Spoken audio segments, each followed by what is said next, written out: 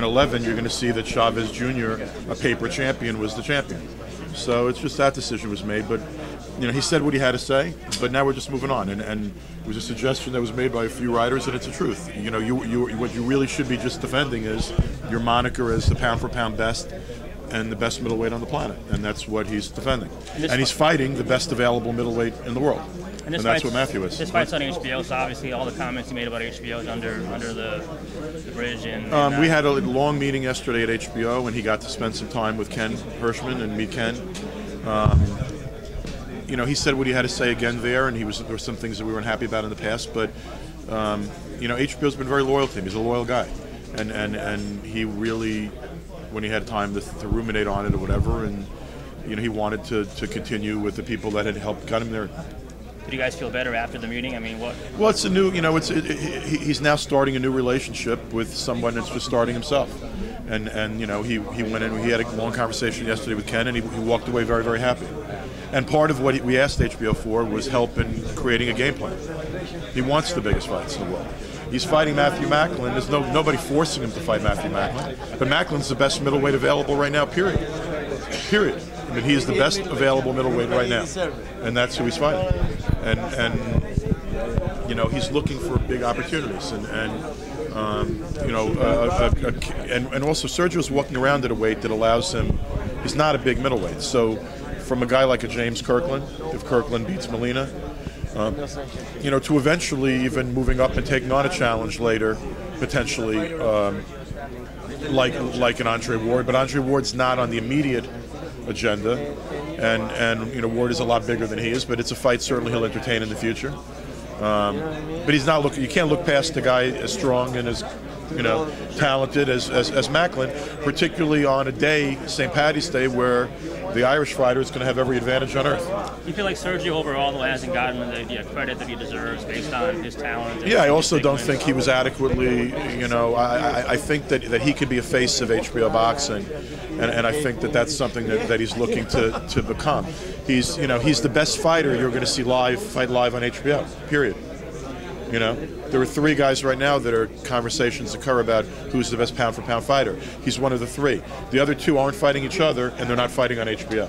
If he gets by this fight, I mean, what do you hope down the road? What do you hope the biggest fight possible, but he's going to fight 2 more times in 2012. So he will fight 3 times this year if his health allows. Is there any names being mentioned?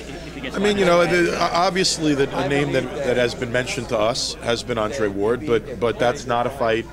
He's walking around right now well under what Ward walks into the weigh-in weight. That's a huge physical advantage to Ward. It's not even it's an absurdity. Ward was walking around 25 pounds heavier than Sergio is walking around that weight right now. But is it something in the future we'll entertain as a big challenge if the money's right and the situation's right? Yes, in the future. Kirkland. People wanted him to fight Angulo. Angulo turned down a lot of money to fight him and then lost to Kirkland. If Kirkland wants a fight with Sergio Martinez, what does Kirkland have to lose?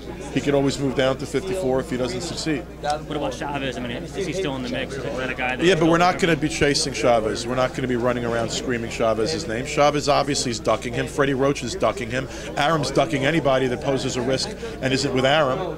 So, it's not. There's no sense in us screaming and yelling about Pacquiao or about Mayweather or about Chavez because those guys know where we are. If they want to fight, a deal can be made. They could have made a fight right now.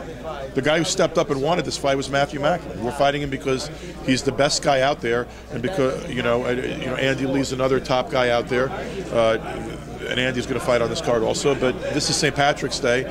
Obviously, it makes sense to fight an Irish fighter on St. Patrick's Day, and with Macklin's performance against Felix Sturm, he entered the discussion in a very big way, and it's a natural on St. Patrick's Day to fight Matthew Macklin. Don't you consider Andy Lee for a future opponent? Yeah, 100%. And Andy Lee was in consideration for this fight, but HBO in this situation preferred Macklin, and I think the feeling was that Macklin's coming right off that performance against Sturm, and right now Macklin is really the uncrowned BA champion. He should be the champion.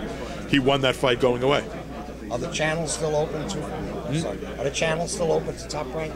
for any future negotiations? Channels are open to Top Rank. Channels are open to Al Heyman. Channels are open to fucking Richard Schaefer. They're open to anybody who wants to pick up the phone and make a fight.